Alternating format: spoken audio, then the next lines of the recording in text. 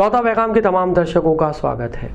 शहर के जिला अस्पताल में आने वाले मरीजों के मोबाइलों की चोरी की घटनाएं बढ़ गई हैं, जिसके कारण मरीज और उनके परिजन परेशान हो रहे हैं।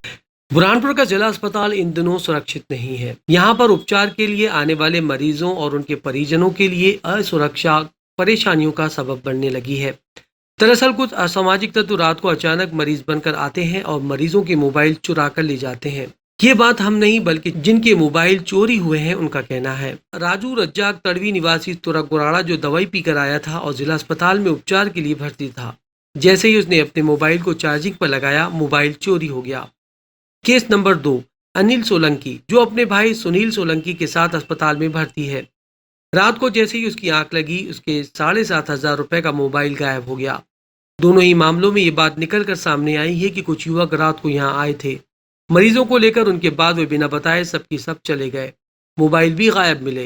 ये दोनों मोबाइल चोरी होने की घटना से दूसरे मरीज भी डर गए हैं, जबकि अस्पताल में 2-2 सीसीटीवी कैमरे लगे हैं। इसके बावजूद भी मोबाइल की चोरी हो रही है। पहले भी कई बार मोबाइल की यहाँ चोरियां हो चुकी है। इधर जिला अस्पताल civil surgeon doctor Shakeel Ahmed का अपना तर्क है। उनका कहना है कि शिकायत सही है और बहुत ही जल्द सुरक्षा के लिहाज से जिला अस्पताल के पास पर्याप्त व्यवस्था सुरक्षा के लिए की जाएगी। आप सुनिए इन्होंने क्या कहा। सर, मेरे भाई को एडमिट कर रखे थे और नाइट में करीब 3:30 बजे मैंने मोबाइल चार्जिंग रखा, फिर बाद में सुबह उठकर देखा तो मोबाइल गायब हो गया। सर, कौन सा मोबाइल था, कितने का था? Realme 7,500 का। और रात को कोई आया गया था यहाँ पर? सर, नाइट में कोई नहीं आया सर, सो गए थे हम। नहीं, यहाँ पर कोई आप बता रहे थे? हाँ, नाइट में यहाँ पे पेशेंट आए थे, करीब 10 बजे आए थे और सुबह वो चले गए बिना पूछे हुए सर। तो आपको उन पर शक है? जी सर, वो 3 जन थे सर। मोबाइल चोरी हो गया था। कहाँ से हो आपको, क्या के लिए भर्ती थी यहाँ? यहाँ मैंने दवा पी थी रात में 10-1 बजे जब मैं आया था, मोबाइल चार्ज लगाया, मोबाइल चोरी हो गया। तो 3 लड़के थे, वो सोए थे और रात में फरार हो गए। तो 3 लड़के आए थे यहाँ? हाँ, 3 लड़के थे, वहाँ नीचे सोए हुए थे। कितने का था मोबाइल? वो मेरा 1700 का था। जियो या आपने रिपोर्ट दर्ज करवाई कोई? नहीं, यहाँ करवाई रिपोर्ट। सही है, आपका कहना सही है। इस तरह की घटनाएं बहुत सुनाई में आ रही हैं और जबकि हमारे यहाँ गार्ड भी हैं और कैमरे भी लगे हुए हैं, उसके बाद भी अगर ऐसी घटनाएं हो रही हैं तो थोड़ी चिंता का विषय है। इसमें हम तहकीकात कर रहे हैं कि आखिर ऐसा क्यों हो रहा है। हो सकता है कि हमारे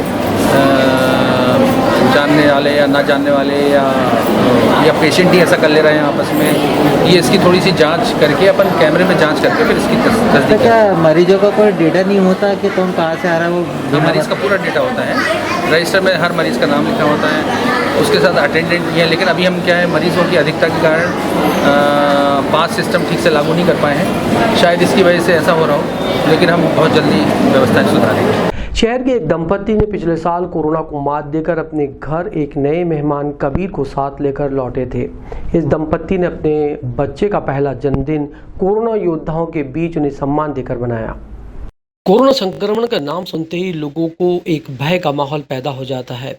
वहीं कुछ लोगों ने इस भय से निकलने के लिए खुद को आत्मविश्वास देकर और लोगों की मदद से इससे बाहर आए हैं।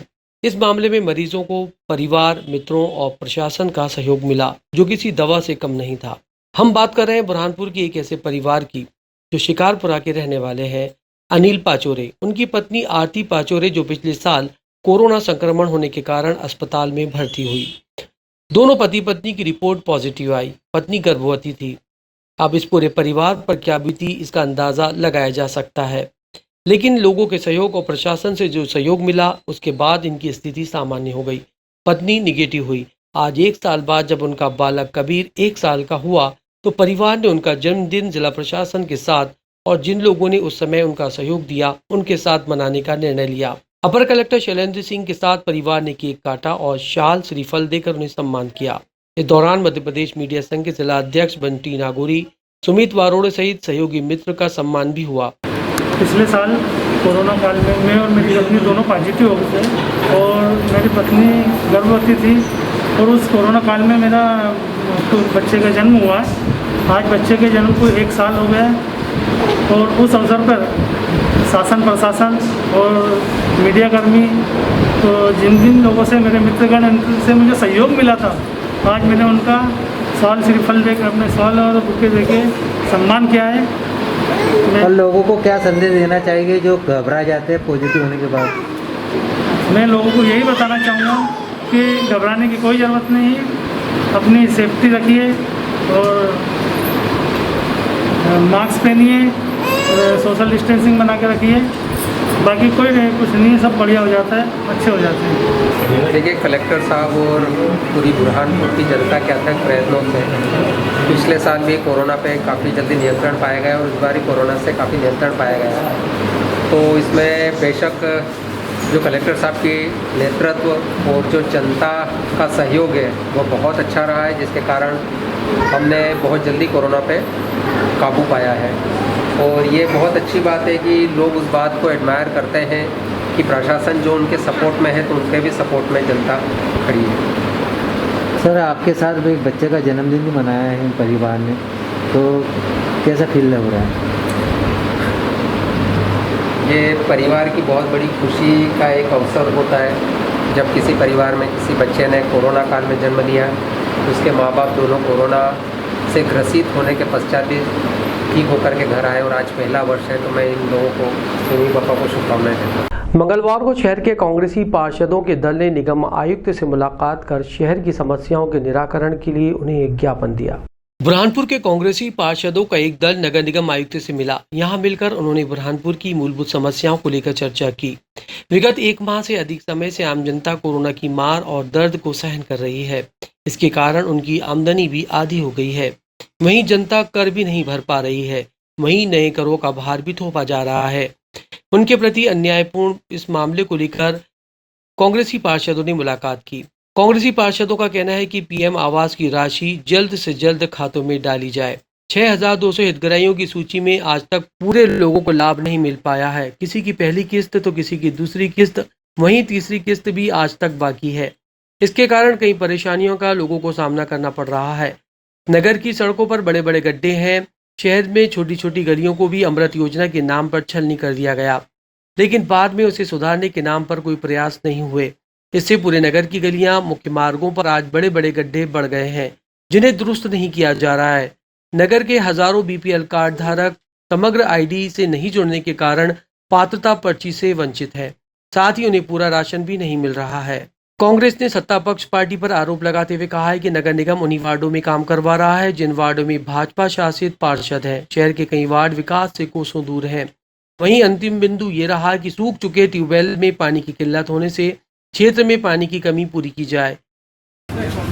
आज पूरे शहर में महामारी के बाद जो नगर निगम के कर्मचारियों द्वारा टैक्स में बढ़ोतरी करके वसूलने की बात की जा रही है, उसको तुरंत रोकने की बात हमने की है। पीएम आवास योजना के अंतर्गत जो पैसा अकाउंटों में नहीं डाला जा रहा है, जानबूझकर लिंगोरवान किया जा रहा है, उसको पैसा तुरंत उनके अकाउंट में डालें, क्योंकि बरसात सिर पर है, आम जनता परेशान हो रही है। पूरा शहर गड्ढों के मारे परेशान है, चाहे सीवरेज के नाम पे, चाहे पानी के नाम पर। पूरे शहर में जगह जगह गड्ढे, बार बार गड्ढे किए जा रहे हैं। तो तुरंत इन गड्ढों को बंद किया जाए और ठेकेदारों पर कार्रवाई करने की बात, क्योंकि बार बार गड्ढे खोदना शहर की जनता के हित में नहीं। कई लोगों के हाथ पैर टूटे हैं, कई लोगों को नुकसान भी हुआ है। बीपीएल कार्डों में पात्रता पर्ची और समग्र आईडी के नाम पर भोपाल से सुधरेगा, ये झूठ बोल कर जनता को नुकसान किया जा रहा है। गरीब जनता को उनके पात्रता में नाम नहीं आने से अनाज नहीं मिल पा रहा है, उनके नाम जोड़ने की बात की है। और जो मुख्यमंत्री जी ने घोषणा की थी कि 24 कैटेगरी वालों को अनाज 3 महीने का मुफ्त देंगे, इस नगर निगम ने एक भी व्यक्ति को अनाज नहीं दिया है। तो जो कैटेगरी के अंतर्गत शहर के लोग आते हैं उन्हें अनाज तुरंत देने की व्यवस्था हो। और जो भेदभाव महामारी के समय जो बहाना बनाया जा रहा है कि पैसे नहीं हैं, और कुछ चंद वार्डों में जो भाजपा समर्थित वार्ड है वहाँ पे काम किया जा रहा है, और जहाँ पे अति आवश्यक है उन वार्डों में जानबूझकर काम रोका जा रहा है। हमारे कांग्रेस के पार्षदों के साथ जो शहर की जनता को प्रताड़ित किया जा रहा है, जो भारतीय जनता पार्टी बुरहानपुर की जनता से बदला लेने का काम कर रही है, तो वो तुरंत बंद हो और शहर के सभी वार्डों में काम एक जैसे हो। और जो पानी की समस्याएं लगातार कई वार्डों में आ रही है, तो तुरंत वहाँ ट्यूबवेल किए जाए, पानी की व्यवस्था करके। जब तक ट्यूबवेल नहीं होता, पानी के टैंकरों से पानी पहुँचाया जाए, ये मांग हमने की है। और शहर में जो गंदा पानी आ रहा है वो गंदा पानी भी तुरंत रोका जाए, क्योंकि महामारी से लोग वैसे ही बीमार हैं, परेशान हैं, और गंदे पानी से एक नई बीमारी फैले। अगर ये बातें आपकी नहीं मानी जाती है तो क्या करेगी कांग्रेस? हमने 10 दिन का समय, चूँकि नए कमिश्नर महोदय हैं, उन्होंने 10 दिन का समय मांगा है कि मैं 10 दिन में सब व्यवस्थाएं करने की बात करता हूं, और नहीं कर पाए तो जनता के साथ, जनता के हित में और जनता को लेकर शहर को उग्र से उग्र आंदोलन करके शहर को बंद करके हम शहर के लिए इनके मांगे मनवा के रहेंगे।